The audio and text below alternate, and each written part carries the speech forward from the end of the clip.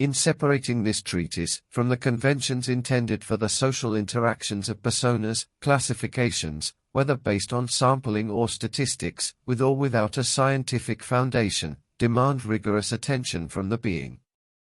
The divisions into classes or groups contribute to the formation and reinforcement of concepts that establish normality, coexistence, and the very history of the movements and behaviors of beings in their environments, providing a certain justification and an apparent understanding.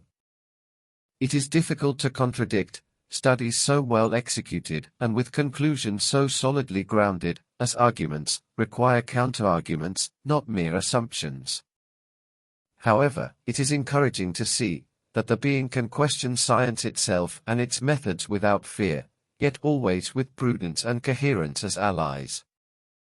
Indeed, courage without these ingredients is mere foolish boldness. Science may impose remedies that the being takes without knowing their purpose, but in this treatise, such impositions are not accepted. A keen eye precisely perceives the use of remedies that are, in fact, not remedies. They are placebos for what statistics deem effective in maintaining normal or natural states. This must be separated.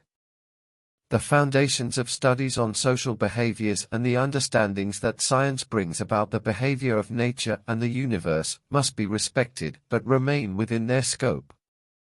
The book offers a foundation of studies that supports and distinguishes it. Perhaps it is a fiction, well or poorly told.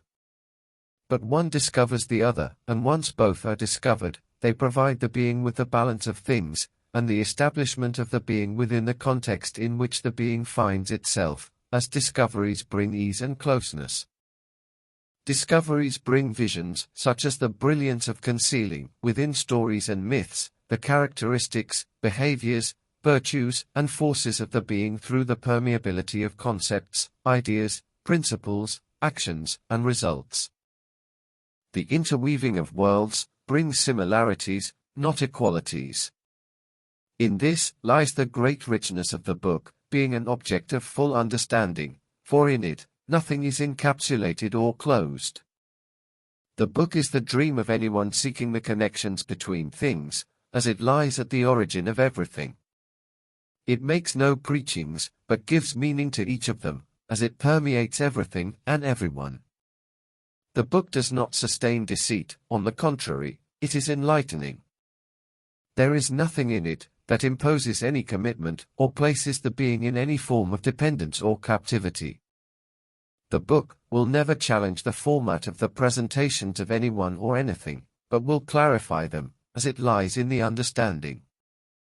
If it were possible to define it, the freedom of the being, the free flow of life, complete knowledge, the beginning, and the beyond, would be included in that definition. It would also include respect for the limits of all, of each individual, and of the composites, with a vast repository of keys scattered around and available for reading. The book gives the being everything that belongs to the being. It acts as a compass, a secure reminder that prevents the being from losing its way, even amidst deviations and despite opposing forces, which it knows and respects. Its touch, in response, is indelible for all, for although it lies at the origin of all also touch it.